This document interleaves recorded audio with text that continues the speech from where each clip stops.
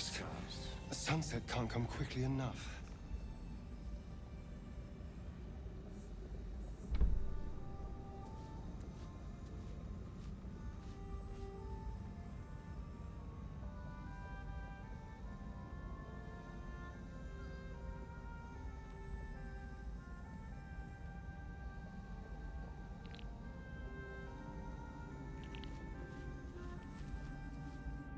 I will never tire of sitting on dead men's thrones.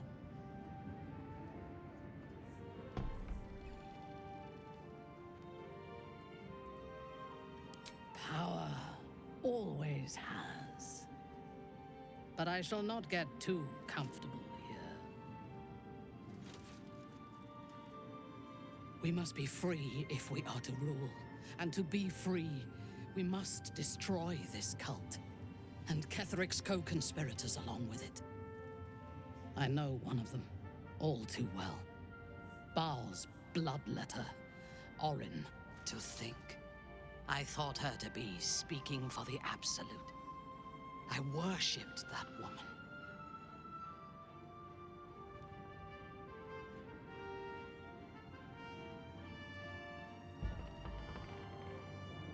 You make it sound so simple. She is the chosen of Baal, Lord of Murder, and one of the cult's founders.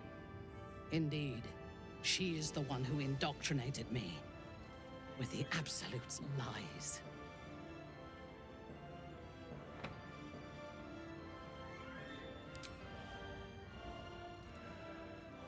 She is fierce, vicious, and cruel. In those respects, we are alike. But she is dangerously unpredictable. If there is a way to turn this design towards slaughter, rather than control, she will take it. She is the one who brought me to Moonrise, and into the presence of her so-called god, the Absolute.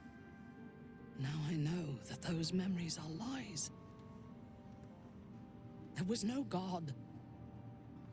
Orrin held me down in a cocoon of flesh, while a mind flayer forced a parasite into my brain. And she laughed at my fear. I will find her. I will murder her. And I will smile.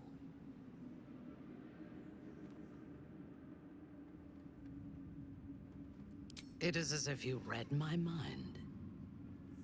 Perhaps you did. In killing Ketheric, we fractured the cult's leadership. When we break the other chosen and claim their netherstones, we can take control.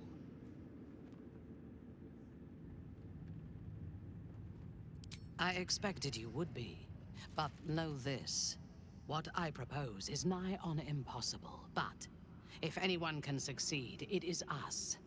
We have the prism, and we have the courage to slay gods. We may fail, but we must try.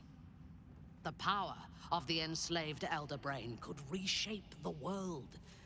We could reshape the world. And then we will need no gods. We will be their equal. We will be absolute. We have a purpose and a bond. By my oath, I will fight with you, while that purpose holds. There is yet one thing about you that troubles me, though. Something I need you to explain. When we killed the tieflings at the Grove, I was not in control of my actions. You do not have that excuse. So I ask you, why? Why kill them?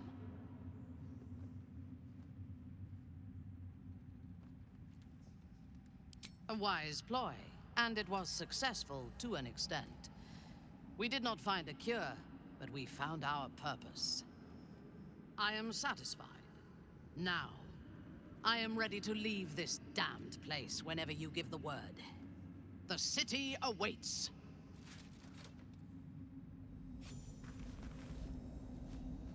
You wish to consult me? I take no pleasure in his passing. Whatever faults he may have had, Ketherick was a great leader.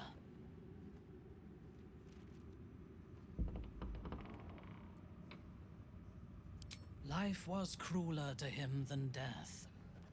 It is no great wonder that he found his strength in Merkel. I believe he was an honorable man, but the gods used him as their plaything. First, Shah and her sister, then the three behind the Absolute. I sympathize.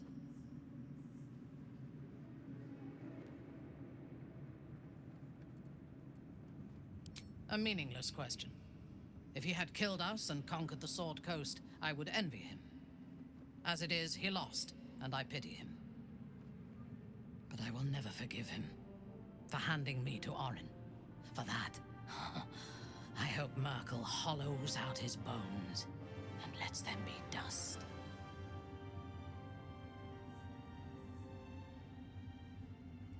A true soul came to my city preaching a message of togetherness, accompanied by 2 novices. Menzoberranzan is not fertile ground for such messages. I killed them and hanged their bodies in my garden.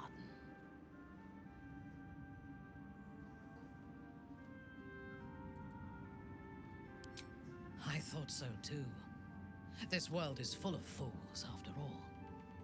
But in this instance, I was mistaken. Our visitors were not fools. They were bait, even as the flesh sagged and sloughed away from their eyeless skulls. Their audacity infuriated me. I had to know where they came from. And whoever sent them was counting on my curiosity overcoming my caution.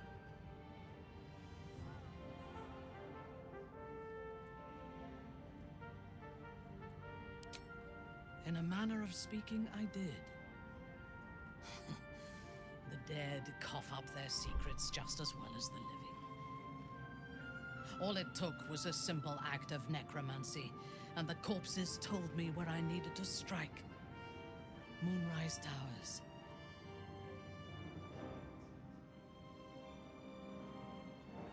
Despite Ketherick's best efforts, so are we. And we shall outlast the immortal general and his tower. But he had the upper hand when we first met. I was arrogant enough to believe I had the better of him. As it turned out, to my shame, I was defeated without even drawing my weapon. I came to Moonrise with a retinue of warriors and assassins, the best House Bainray had to offer.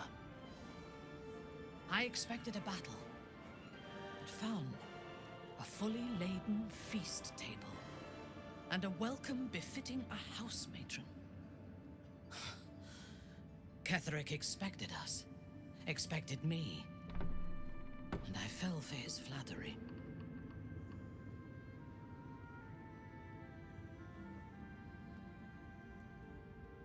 Perhaps I deserved what came after the welcome as well. Ketherick proposed an alliance between Moonrise and Menzoberranzan. I admit I was captivated by him. He invited me to the head of his table as his guest of honor. I was wary, of course.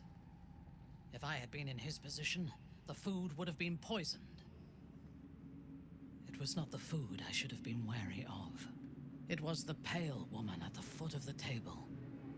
Orrin the Red. We had barely begun to eat when she spoke for the first time. I only caught one word, my name. Then, quick as lightning, she climbed onto the table, a dagger in each hand, and skipped toward me, slicing the throats out of my men as she passed them.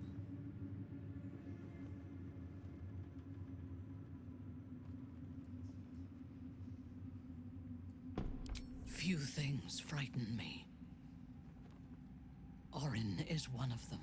Ketherick held me still, his hand on my shoulder, the grip tight enough to crack the bone. When Orrin stood before me, she touched the dagger to my eye, drawing out a tear of blood. "I want this one," she said.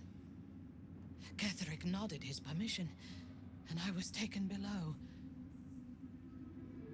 You've seen the horrors of the colony. Orrin kept me there for days. She forced me to watch as my men were processed. Some for food, others as thralls. And then she placed the tadpole in my eye herself.